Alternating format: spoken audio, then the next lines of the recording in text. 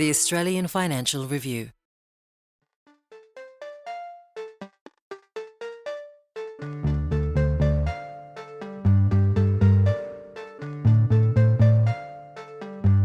The thing that was really challenging was the harassment of my family, the harassment of myself. From a mental point of view, I was in a really dark spot.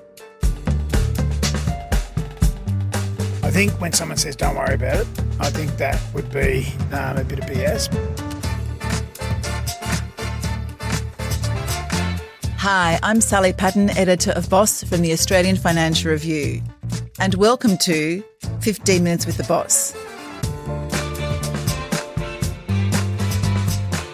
a podcast about success and failure and everything in between.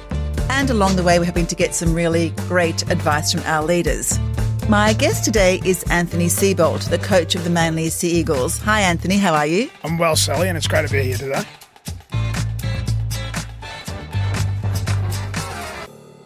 Now, Anthony, as I said, you're the coach of Warringah Sea Eagles, so no pressure as we head into the 2025 season.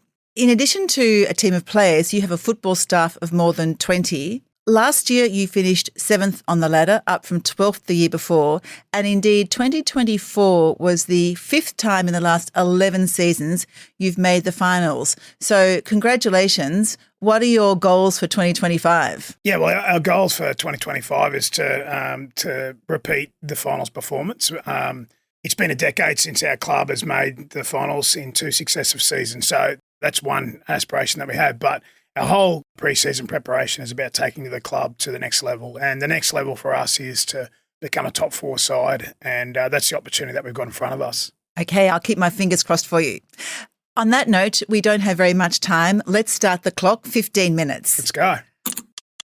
My first question is about your morning routine. What time do you get up? What does it look like? What happens?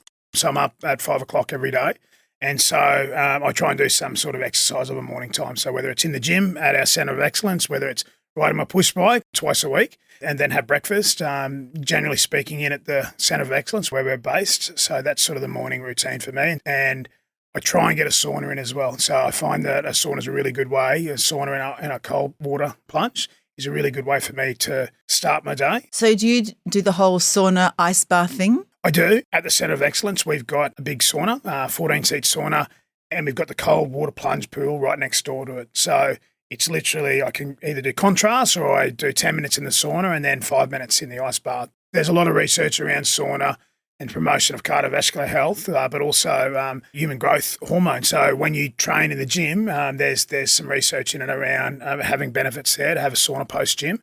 The idea of the cold water immersion is that it's very, very good for your mental health. And for me, I feel really good after I do it. So that's a really positive way for me to start the day.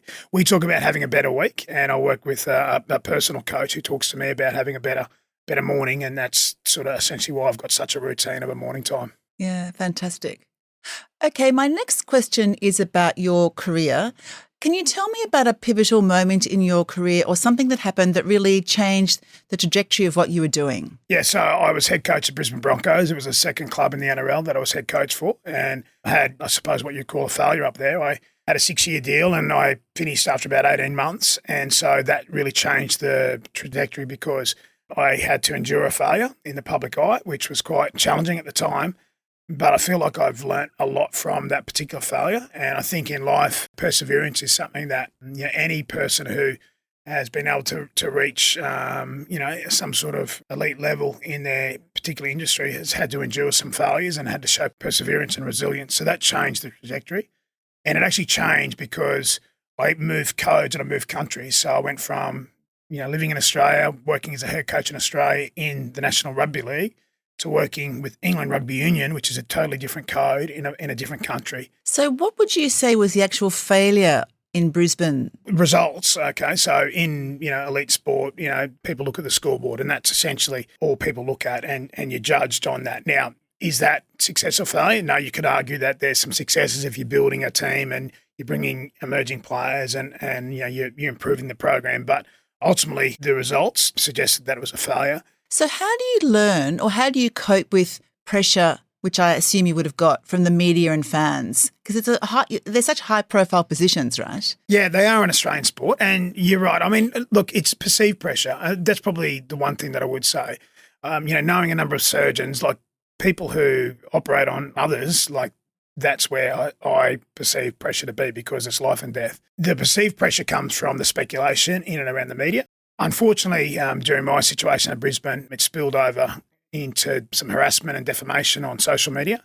Myself and Aaron Molan, who is a former journalist on both Channel 9 and with News Limited, we both ended up appearing in the Senate to talk about legislation change with harassment and defamation on social media off the back of two experiences that we had. So we were trying to use our profile for that. So, yeah, it was a really challenging time. And from a mental point of view, I was in a really dark spot. So that wasn't born out of the pressure of the results. I could swallow that because essentially I knew that I gave everything and it wasn't working. So I could quite comfortably walk away. The thing that was really challenging was the harassment of my family, the harassment of myself on the social media platforms. So that was the difficult thing to move on from. That must have been really difficult because those attacks were really very personal and against your family. Did you have the tools to ignore them and calm yourself down? You do. And I don't think that I had the mental skills, tools to be able to do that at the time. But now I have someone that I worked with and a lot of it is around how I can move on. And essentially, often you're your own worst critic, your inner critic, and that inner talk can be crippling at times for people. How do you deal with, if someone criticises you in the public, so really working hard on to be able to say, not now, come back later on and move on. And also the idea around the use of breathing.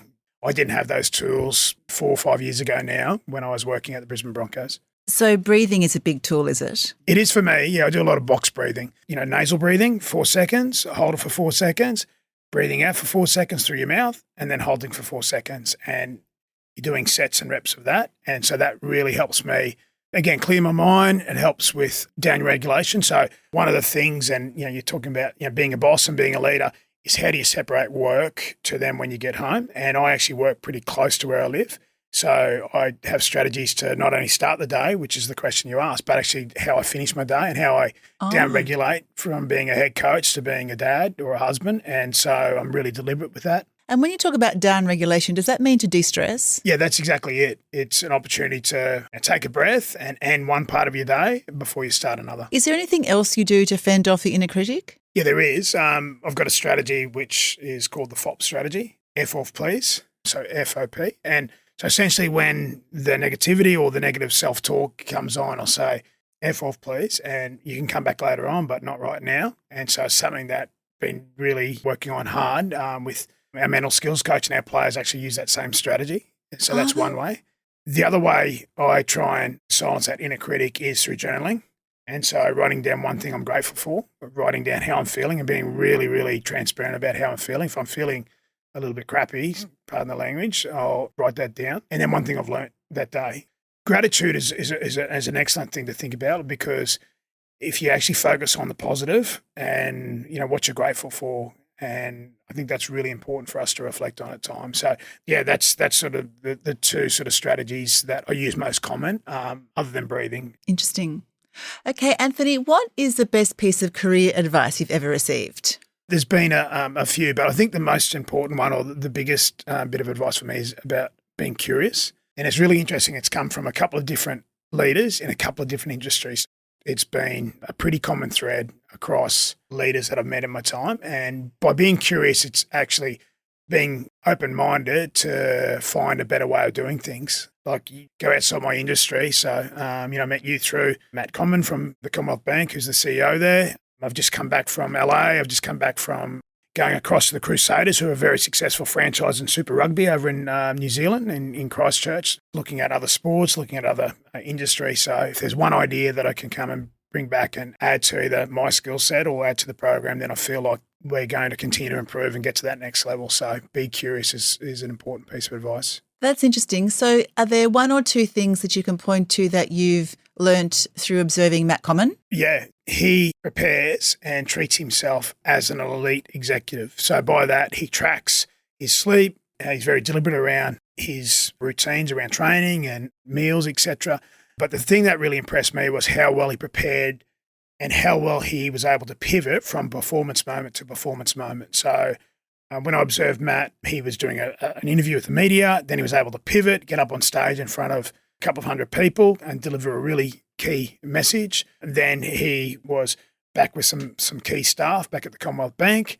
So that idea of being an elite athlete executive, if that's the right way to describe it, each moment he was able to take a breath, pivot, and then perform in the next moment. I thought he was exceptional at that. Okay, on that note, Anthony, we're going to take a short break, but don't go away. When we come back, we're going to open our fabulous chatterbox. We'll be right back.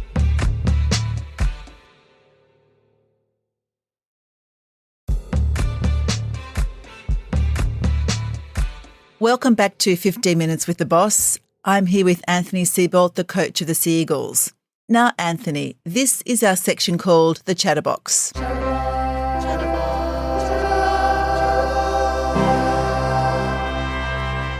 In front of you is a very glamorous, quite lo-fi, shiny brown box, inside which are about 20 questions. I'm going to ask you to have a bit of a fish around, pick up some questions, and we can continue. Am I going one at a time? One at a time, Perfect, thanks, right. Yes. What's the most underrated skill that has helped you in your career? For my career, the most underrated skill is the ability to check for understanding and retrieve information. A lot of information gets passed on to players, and when I came through as a player, coaches would tell you and you're expected to know it after being told once. And if you know anything about learning and memory and retention, then You need to do it more than once. You need to do it more than once. And so one of the ways to do that is retrieving information. So at the end of the meeting, for those people who work in the corporate space, turn and talk, just share with a colleague beside you, what's the one or two takeaways that are really important for you from this meeting? That's one way you would do it, to retrieve what you've just done in the meeting. So will you do that in a group, for example? We do that, yes. So you might summarise the meeting? I call it checking for understanding. Another way to do that is the next time you have a meeting, you'll link the previous meeting. So let's just say you have a meeting every Monday in a corporate space. You'll link the previous Monday's meeting to this meeting. Okay, these are our one or two key takeaways from last Monday's meeting. So this is what we're going to start with. So again, you're trying to embed the learning. So there's one thing I do know is forgetting is the opposite of learning, right? And that's because you don't retrieve the information or check for understanding. So how many times do you think that you need to reinforce the message, say, to get it through to the player group? Well, the research suggests that in a given week, it's 3 to 4 times that you need to retrieve, and somewhere between 3 to 5 minutes. That's essentially what we do. If we're playing a big game against the Penrith Panthers or the Melbourne Storm or whoever in the competition, we really try and narrow our focus to 3 key things rather than 10 key things, and then we'll retrieve those 3 things 3 times that week at training, and then we feel that gives us our best opportunity for that learning or that game strategy to be embedded into the players and then be retrieved on game day, which is the most important day in our week. Yeah, I love that. Okay, next question. Have a fish. You go. What's the most common piece of advice, work advice or life advice, that you think is actually BS? I think when someone says don't worry about it, I think that would be a bit of BS, because you do worry about it because you care. Like in my role, if we lose a game as an example and someone says, don't worry about it, you'll be right. Well, I do worry about it because you put a lot of time and effort into it. So I don't necessarily take that advice on. I'd rather come up with solutions. So is that she'll be right attitude not appealing to you? It doesn't to me, no. And it might to others, but for me, I do care. And so if we don't get the performance that we like, or if something's happened in, my family life or whatever, and someone says, don't worry about it, like I do worry about it because I care about my family and I care about my role and adding value to the group. So if we don't quite get it right, I do worry. And I guess really in your line of work, if you don't get it right and say you lose a game, you've also got to pick a team up, I imagine, because they're feeling down in the dumps. Yeah. How do you do that? How do you pick up the team? Yeah, so there's a number of ways that you can do it, but one way is actually show what they're doing well.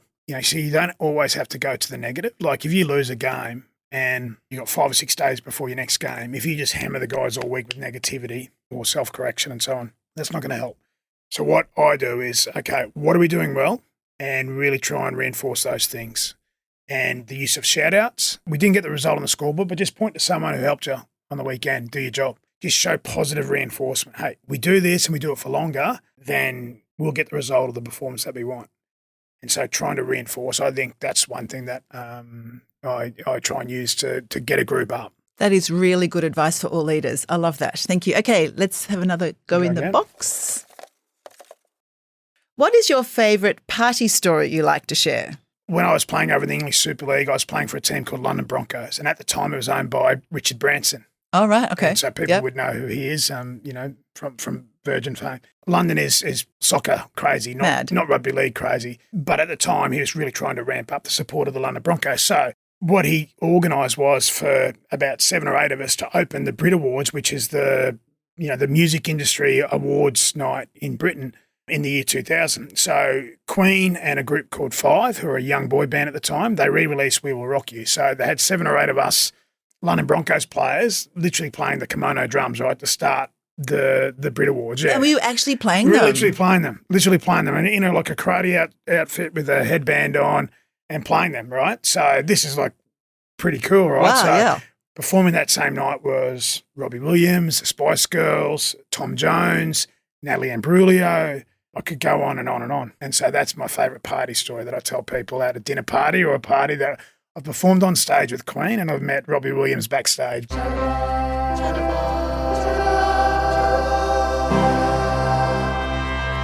And on that note, Anthony, we have finished the Chatterbox section.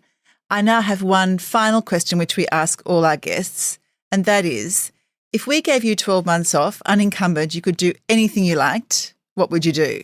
I'd go sailing in Croatia for about 3 weeks of the European summer. It's something that I'm going to do when I finish coaching. So I learn so much from travelling. And then the other one is I've got an ambition to live in Manhattan for 6 months or something like that with my wife and just experience, actually living there day to day for a period of time. So what, go to galleries and shows? Love all that stuff. Love watching shows, go to Broadway when I'm in London. Love going to West End, watching shows.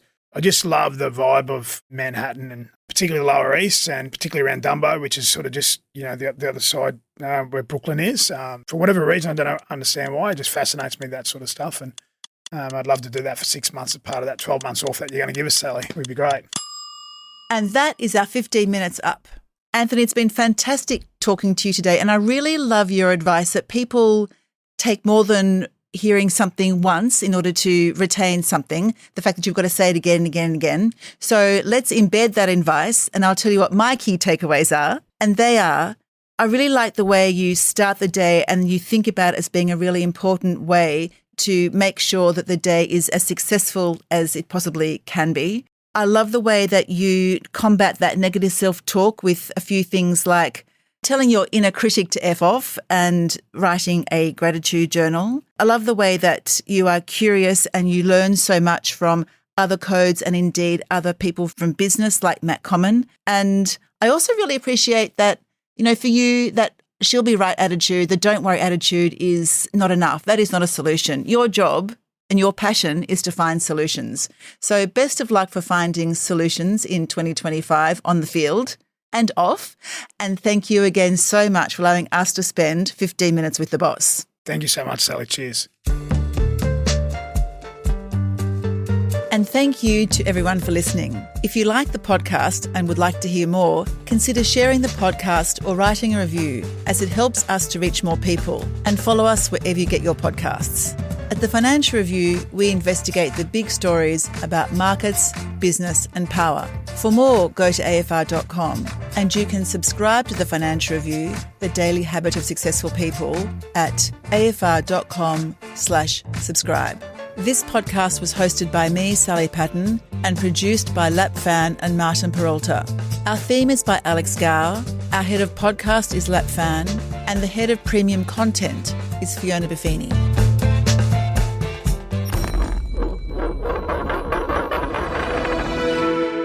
The Australian Financial Review.